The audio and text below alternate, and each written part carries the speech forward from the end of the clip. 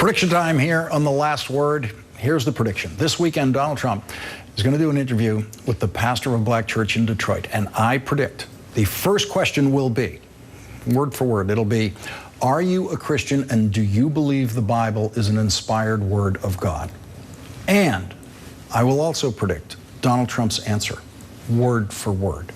He will say, as I went through my life, things got busy with business, but my family kept me grounded to the truth and the Word of God.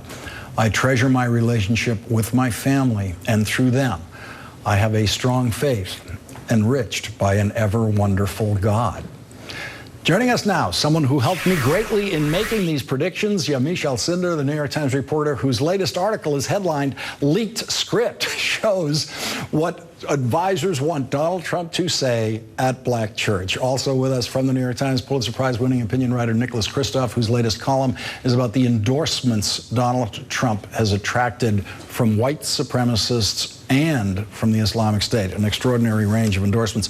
Yamiche, this article is, I don't know, it's the crazy point. It may be the single craziest revelation in the campaign. There's a script for what the pastor's going to say in the interview and what Donald Trump's answers are going to be?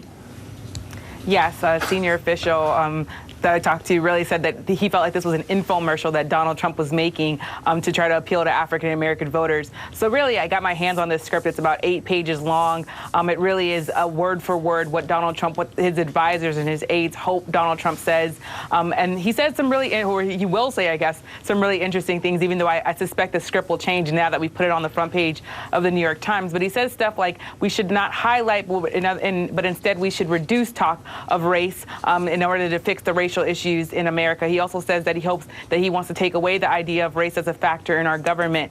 He says that he doesn't want to nationalize policing and he doesn't really want to have national policing reforms. So there's all these different things that he says, but it's about 12 questions. And I got my hands on it last night. And it was remarkable to me that I was able to actually get a script for something that I'm going to see on Saturday.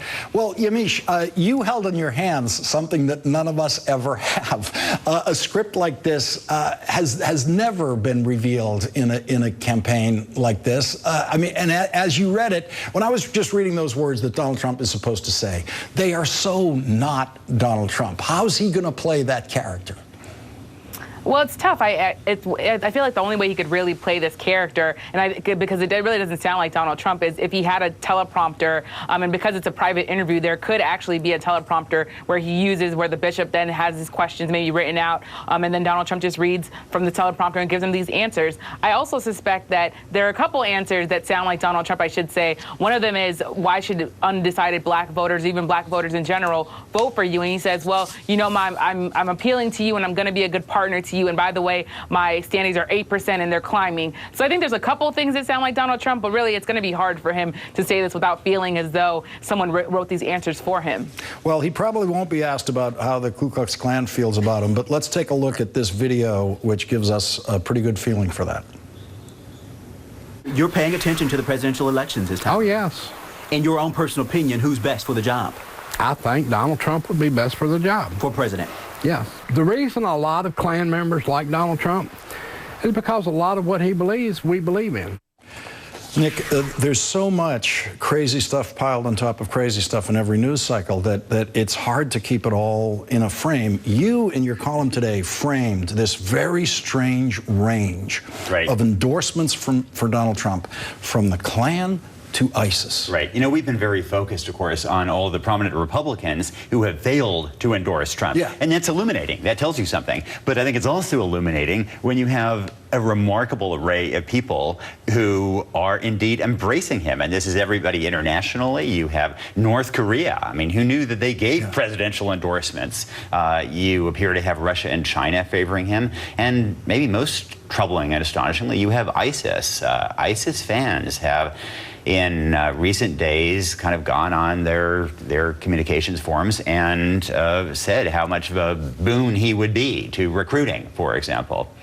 And ISIS, in its very perverse way, can play in our electoral politics, in effect, by decisions they might make for missions they might try to carry out. That's right. I mean, Russia and ISIS can both do that. I mean, we may well have an October surprise, of course, from Russia with some purloined email or maybe some fabricated email. And ISIS, if they care deeply about helping Trump, then frankly, a terrorist incident, perhaps with a Muslim with refugee status in the U.S., I think would indeed help Trump, and I'm sure they know that. Now, Yamiche, the Trump campaign has gotten a little bit of practice now about exactly what they should say about these kinds of endorsements like the Klan, and they're rehearsed to the point where they say, oh, you know, we don't want that endorsement, or they turn it down. But it seems like they picked the point on the calendar where they had communicated clearly enough with the Klan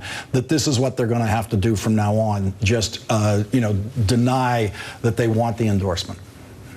Whether I've talked to some of the extremist groups like the Klan, but also some of the white nationalist groups, and they say, you know, we don't want to talk about who we're supporting, or we don't want to talk about kind of going into the, like there was someone who was going to be a delegate at the Republican National Convention, but he didn't want to tell me who exactly from the organization, from the white extremist organization, was going to actually be at the convention. And that had to do with the fact that they realized that at some point this really looks negative to the general population, and they realized that the Klan or someone else going out who's extreme talking about Donald Trump and saying we really support him, it really hurts his candidacy and it hurts his appeal to the wide range of voters. So they've gotten a little bit smart on their end too, these extremist groups. But I should say I've talked to many of them who are nice, but who say that, you know, African Americans should be basically sent back somewhere, I guess Africa, but somewhere, so that they've been telling me that they're really excited about Donald Trump, and that they're more excited about Donald Trump than they've ever been in a candidate, and that usually these kind of extremist groups don't really go into politics, they don't really go and endorse political candidates, but Donald Trump is a different person. We're going to have to leave it there for tonight. Nick Kristof, Yamiche Alcindor, thank you both for amazing articles. Really appreciate it.